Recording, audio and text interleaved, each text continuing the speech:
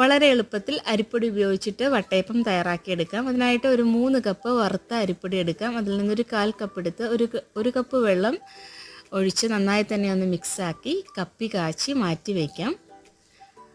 ഒരു മിക്സി ജാറിലേക്ക് 2 കപ്പ് തേങ്ങ ചേർത്ത് കൊടുക്കാം. ഒരു 4-5 ഏലക്ക, കപ്പി കാച്ചിയെടുത്ത ആ ഒരു മിക്സ്, ബാക്കി വന്നിട്ടുള്ള അരിപ്പൊടി, 1 കപ്പ് പഞ്ചസാര, ഒരു 1/4 ടീസ്പൂൺ ഉപ്പ്, ഒരു 1/2 ടീസ്പൂൺ ഇൻസ്റ്റൻറ്റ് ഈസ്റ്റ്, ഇതിലേക്ക് ആവശ്യത്തിനുള്ള വെള്ളം, ഇത്രയും ഒഴിച്ച് നന്നായി തന്നെ ഒന്ന് മിക്സാക്കി അരച്ചെടുത്തിട്ട് വരാം. അരച്ചെടുത്ത മിക്സ് ഒരു 4 മണിക്കൂർ പുളിക്കാനായിട്ട് വയ്ക്കാം. അതിനുശേഷം നെയ്യ് തടവിയ ഒരു പാത്രത്തിലേക്ക് മാവ് ഒഴിച്ചിട്ട് ഒരു 20 മിനിറ്റ് കുക്കാക്കി എടുക്കാം.